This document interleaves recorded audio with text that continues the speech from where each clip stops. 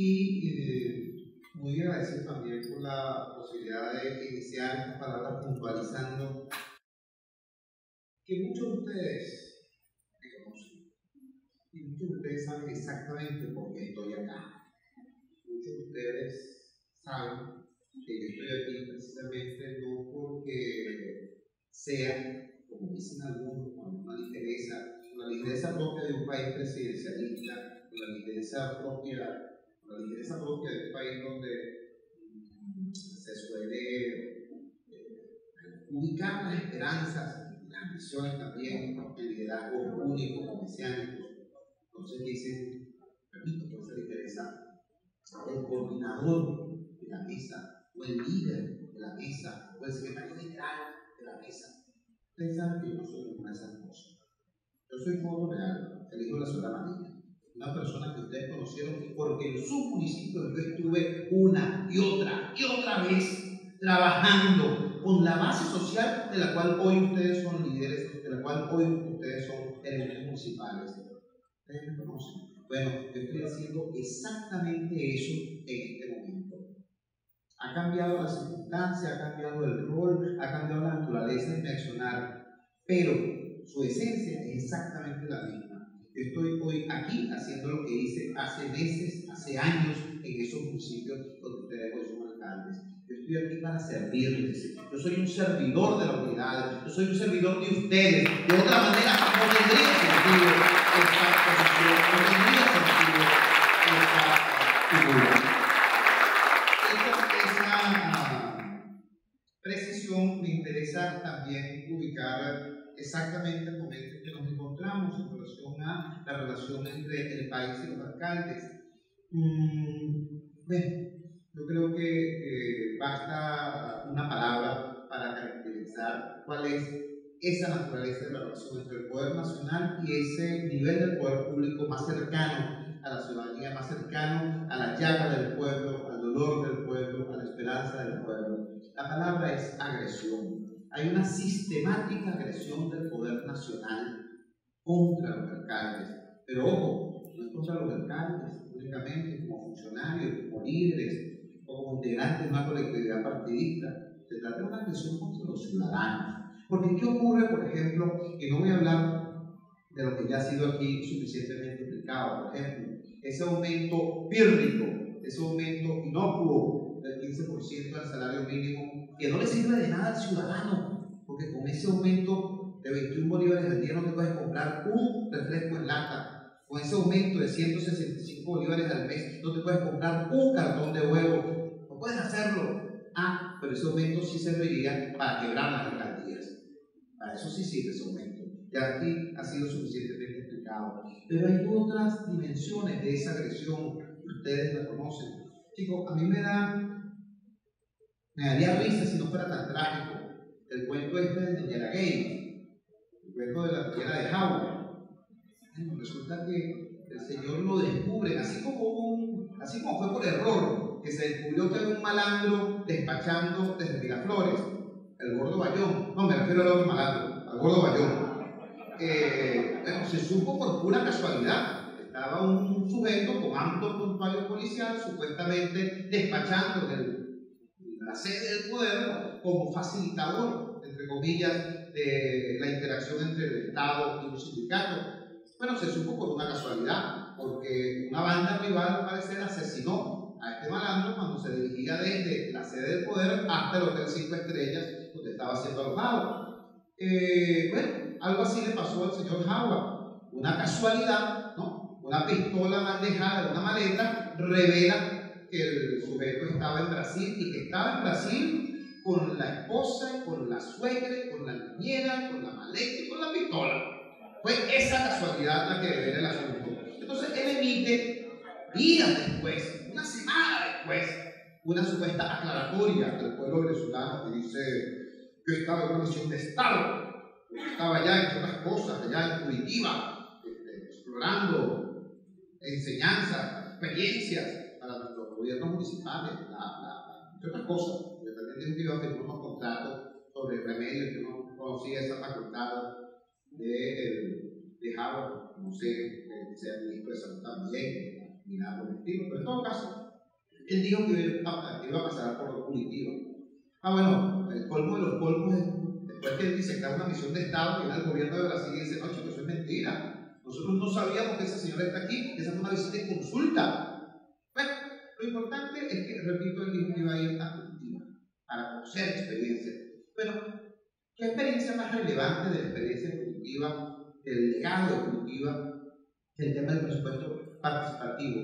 ¿Y qué carrizo tiene que ir a hacer Jagua o ninguno de los burócratas de la triste nomenclatura al mando investigando eso? Si lo que tendrían que hacer es venirse para acá, trabajar acá, enmendar el desastre que están haciendo en materia de gestión económica, porque ustedes que son alcaldes, ustedes que están trabajando en eso, ¿qué carrizo podemos estar hablando de presupuesto participativo con una inflación del 70%? ¿Cuál? Ya lo explicaba acá Guillermo. Los bolívares de enero son una fracción de lo que tenemos hoy, o al revés. Los bolívares de enero son una fracción de lo que tenemos en enero. Todos ustedes conocen el proceso. Uno va, formula con las comunidades, discute el asunto, ubica cuáles son los focos, establece cuáles son los acentos de la inversión, va a la Cámara, discute eso. Al final tienes el presupuesto y cuando vas a ejecutar, han pasado entonces en rigor 4, 5 meses, quizá más, y no te alcanza para el 50% de la obra discutida. ¿Culpa de quién? ¿Del alcalde? ¿Culpa de quién? ¿De la comunidad? No, chicos. Culpa de la economía dislocada por estos tipos para quienes la revolución es un negocio y la parte es un botín.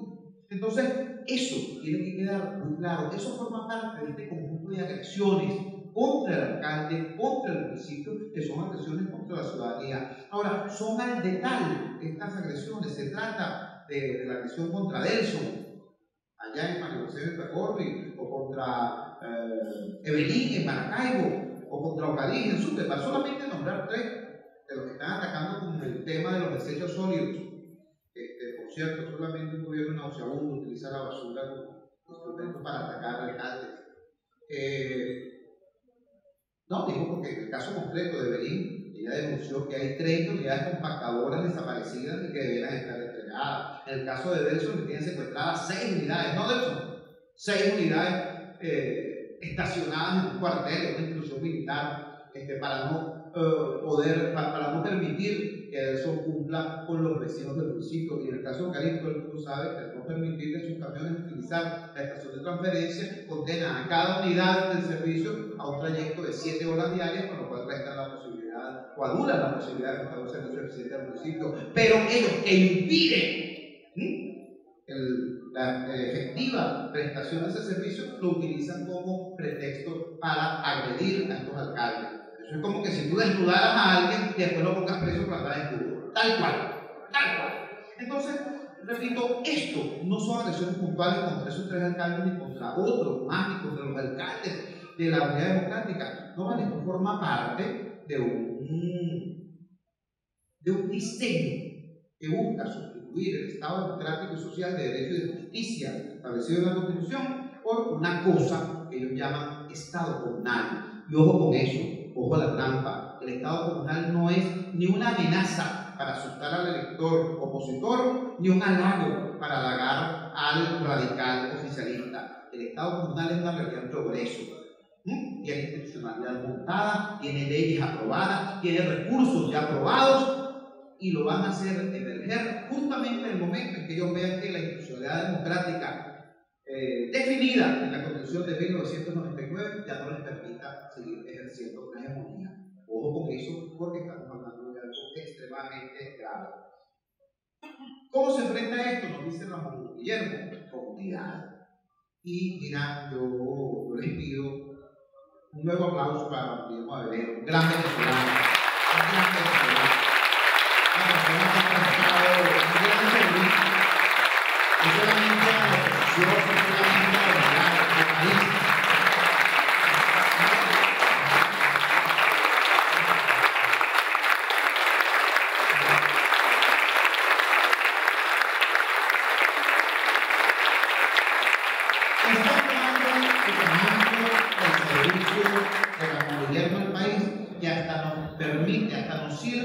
De ejemplo para una cosa muy importante. interesante. Yo lo voy a decir, mira, con absoluta sinceridad. Ustedes recuerdan, hasta el año 2006, 2007, el liderazgo democrático era perseguido, agredido, acosado y destruido por el gobierno. ¿Ustedes recuerdan lo que pasó con mi amigo, mi respetado amigo Manuel Rosales? Acosado, tanto que tuvo que, con el alma desgarrada, irse del país. Esto fue hasta el 2007. Pero en 2007 en adelante pasó una cosa curiosísima. Es que el liderazgo democrático empezó a ser destruido por la misma oposición.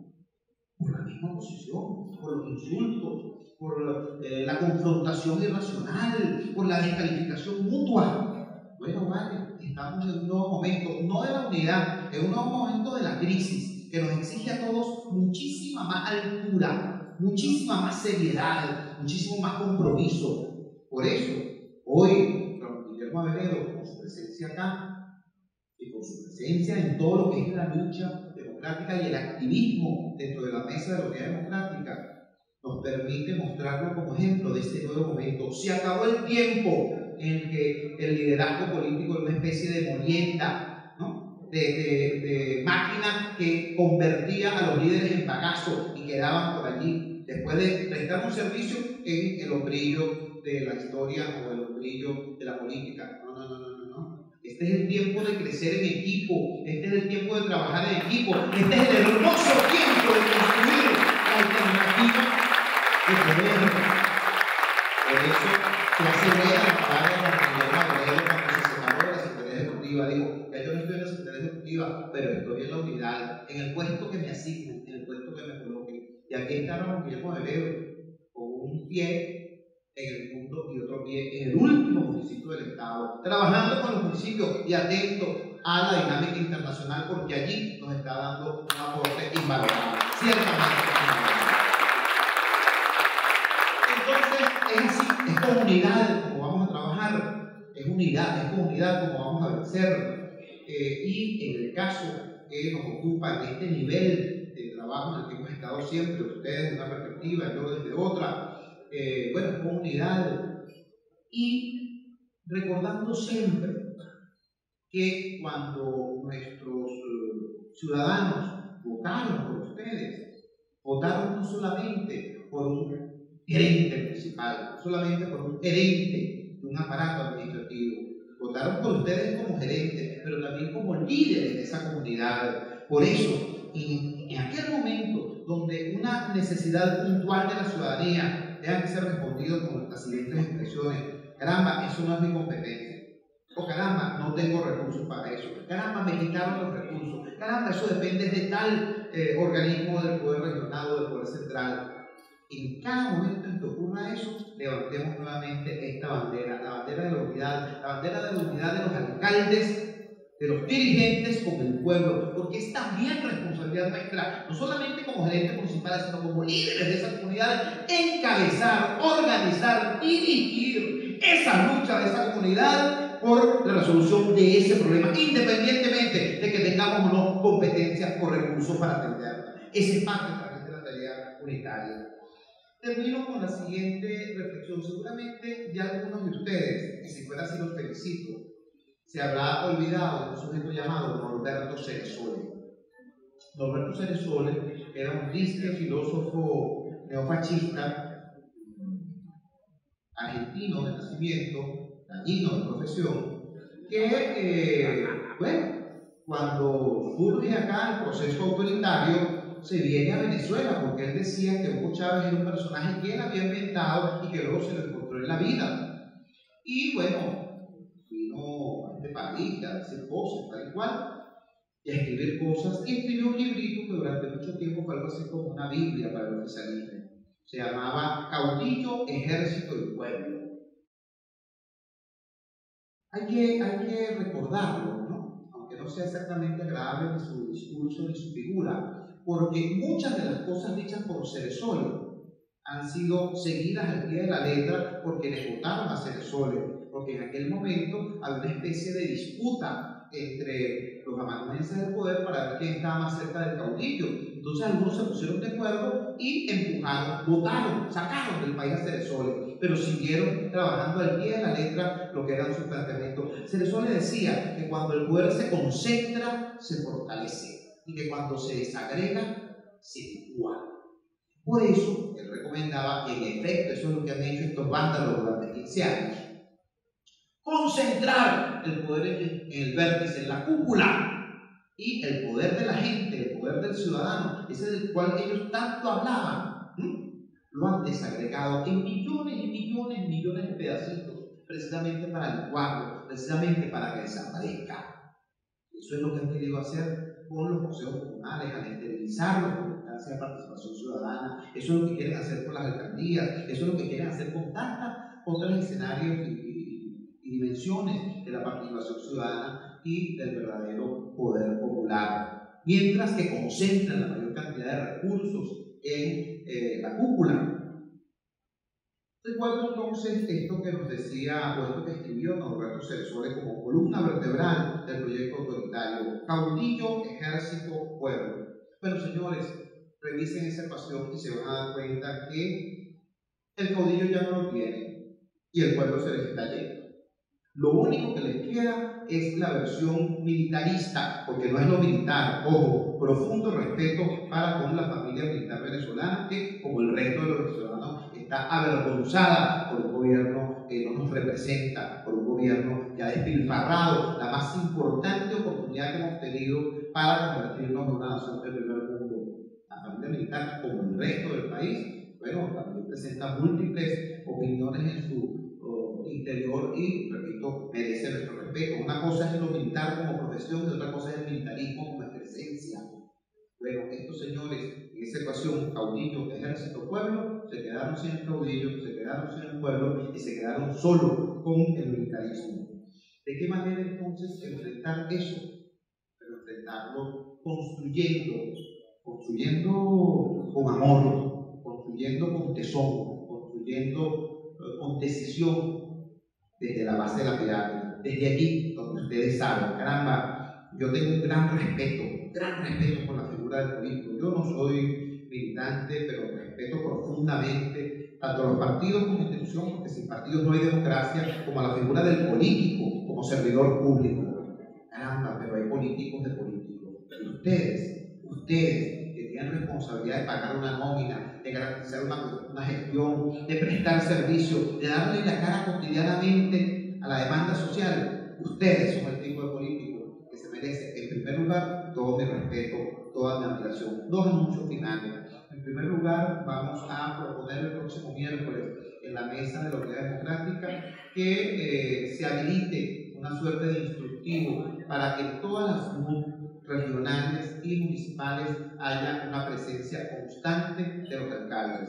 De acuerdo a la modalidad que ustedes definan, de acuerdo a la modalidad que haga práctico eso, donde ya exista, qué bueno, donde no exista, habilitarla, pero es demasiado importante que los alcaldes, que la opinión de los alcaldes tenga la posibilidad de plantear en ese espacio lo que debe ser escuchado. Repito, por esa razón fundamental que es la mayor cercanía de ustedes con la necesidad del electorado. El último anuncio, vamos a desarrollar un instrumento para atender a 3 audiencias que hasta ahora no han sido suficientemente atendidas por la unidad. Esas 3 audiencias son las siguientes: los llamados, doctor Guillermo Aveledo, los militantes de la unidad, es decir, los demócratas sin partido, ¿no? Esa gran cantidad de ciudadanos que son fervorosos partidarios del cambio y creyentes de que la unidad es una estrategia fundamental para lograrlo, pero que no tienen cómo activar, no encuentran de dónde asirse, y muchas veces las convocatorias que se hacen desde el ámbito partidista es simplemente para que vaya a un evento o para que integren en las últimas 4 semanas antes de una elección el padrón electoral, pero no hay el espacio para que activen de manera permanente. Una segunda audiencia es también en algunos sitios, unos más que otros, hay espacios donde incluso los militantes de partido se encuentran, a veces por razones geográficas, a veces por razones de otra naturaleza, distanciados de sus centros de elección, porque es militantes de partido lejos de sus centros de elección, entonces no reciben apoyo, no reciben reconocimiento, no reciben respaldo para dar su lucha, la lucha que hay que dar, sobre todo en los ámbitos de la pobreza urbana y en los ámbitos de la pobreza rural. Y una tercera audiencia que debe ser atendida es eso que llaman algunos el chavismo descontento. El chavismo descontento no es una abstracción, es el sector sociopolítico de más explosivo crecimiento en los últimos 15 meses en nuestro país. Y muchas veces, por diversas razones, esos compatriotas, esos hermanos nuestros, quizás no estén en la disposición de salir de su estado actual para convertirse en militantes de una vez de alguna de las organizaciones de la alternativa democrática. Hay que crear entonces un espacio para salir al encuentro de esos compatriotas y unirnos en una sola lucha, en un solo reclamo. Quiero anunciarles entonces que a partir de la próxima quincena vamos a empezar la organización de un voluntariado nacional, con la unidad, que se va a llamar La Fuerza es la Unión. Y allí, en cada uno de los municipios donde ustedes son alcaldes, el eje de ese movimiento va a ser precisamente ustedes, porque ustedes tienen el pulso, la noción cierta de por dónde van los tiros en esos espacios, de qué es lo que hay que hacer, de cuál es la solidaridad que hay que construir. Se trata de eso. Nosotros lo dijimos al principio. El primer día que nos dieron esta responsabilidad, la voz se va para la calle con el pueblo. Y mucha gente pensó que venían grandes manifestaciones y lo aclaramos. No.